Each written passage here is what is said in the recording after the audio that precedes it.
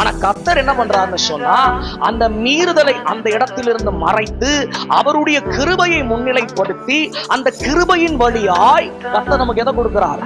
ஈவை கொடுக்கிறார். அந்த ஈவு தேவனிடமிருந்து வருகிறது. அப்படி என்று சொன்னா அது நல்லது, அது நன்மையானது, அது நற்செய்தி, அது சந்தோஷம், அது சமாதானம், அது ஆரோக்கியத்தை தருகிற ஈவாய் இருக்கிறது. அல்லேலூயா.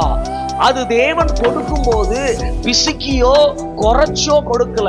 அந்த வசனம் சொல்லுது பாருங்க, அநேகர் மேல் எப்படி இருக்குதா? அதிகமாய் பெருகி இருக்கிறது. அல்லேலூயா. அநேகர் மேல் அதிகமாய் பெருகி இருக்கிறது. போன வாரம் நம்ம பார்த்தோம், அவர் அருவருக்கிற காரியங்கள் உண்டு, அதை விட்டுச்சுன்னு சொன்ன சபை இதோ அந்த கிருபையின் வழியாய் தேவனுடைய ஆசீர்வாதமான ஈவுகள் எல்லாம் நமக்கு வரும்.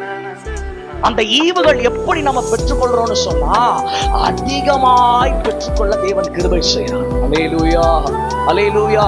நம்ம பண்ண பாவம் அதிகம், ஆனா தேவன் அந்த அதிகமான பாவத்தை விலக்கி அதிகமான ஈவுகளை கொடுத்து சபை ஆண்டவர் ஆசீர்வதிக்கிறார்.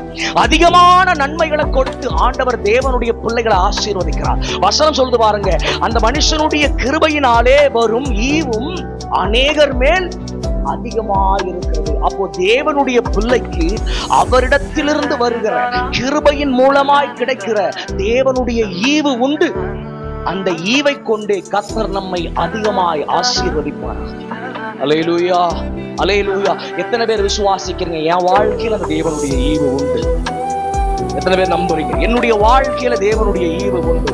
அந்த ஈவு நற்செய்தியை கொண்டு வரும், சமாதானத்தை கொண்டு வரும். நீ நினைச்சு பார்க்காதபடி அநேக ஆசீர்வாதங்களை நன்மைக்கு ஏதுவாய் உன் வாழ்க்கையில கொண்டு வரும். அந்த தேவனுடைய ஈவுக்காய் நமக்கு காத்திருக்கிறோம். அல்லேலூயா. அது என்ன ஈவு அப்படின்னு சொல்லி வேதம் நமக்கு இன்னும் தெளிவாய் சொல்கிறது.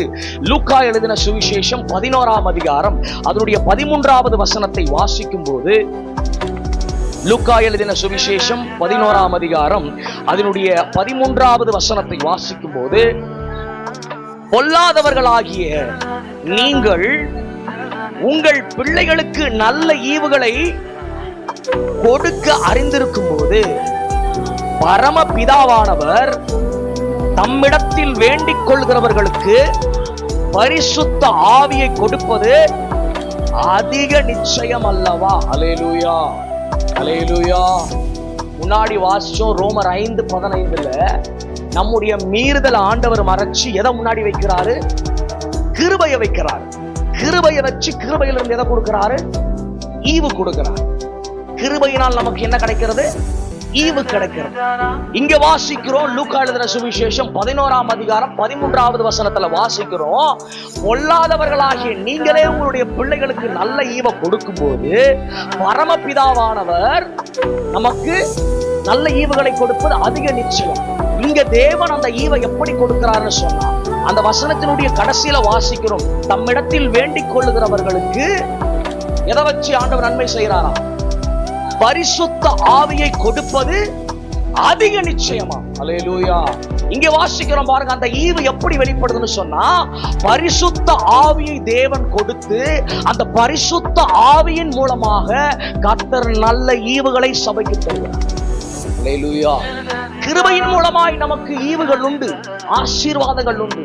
இங்கே வாசிக்கிறோம் லூக்காவில, அவர் பரிசுத்த ஆவியை கொடுத்து அந்த பரிசுத்த ஆவியினுடைய வழிநடத்துதலால் சபைக்கு நல்ல ஈவுகளை கர்த்தர் தருகிறார். அல்லேலூயா. பொல்லாதவர்களாகிய நீங்களே உங்கள் பிள்ளைகளுக்கு நல்ல ஈவுகளை, நல்ல காரியங்களை, நல்ல சிறந்த ஒன்றை கொடுக்கணும்னு நினைக்கும் போது நம்மை அழைத்திருக்கிற பரமபிதா உன் வாழ்க்கையில அனுமதிப்பது எல்லாமே நன்மைக்கு ஏதுவாக முடியும். உன் வாழ்க்கையில சம்பவிக்கிற எல்லா காரியமும் நன்மைக்கு ஏதுவாகவே முடியும். ஆரம்பம் அற்பமாகத்தான் உண்டு, ஆரம்பத்தில் அசட்டைகள் உண்டு, ஆரம்பம் அசைத்து காணப்படும். ஆனால் முடிவோ தேவனுடைய கரத்திலிருந்து வெளிப்படுகிற, பரத்திலிருந்து வெளிவருகிற, அதோ கர்த்தர் நமக்காய் கொடுக்கிற நன்மைக்கு ஏதுவான ஈவில் முடிவு. அல்லேலூயா, அல்லேலூயா. கர்த்தர் நமக்கு பரிசுத்த ஆவியை தந்து அந்த பரிசுத்த ஆவியின் மூலமாக கர்த்தர் நன்மையான ஈவை நமக்காக வச்சிருக்கிறார். அல்லேலூயா.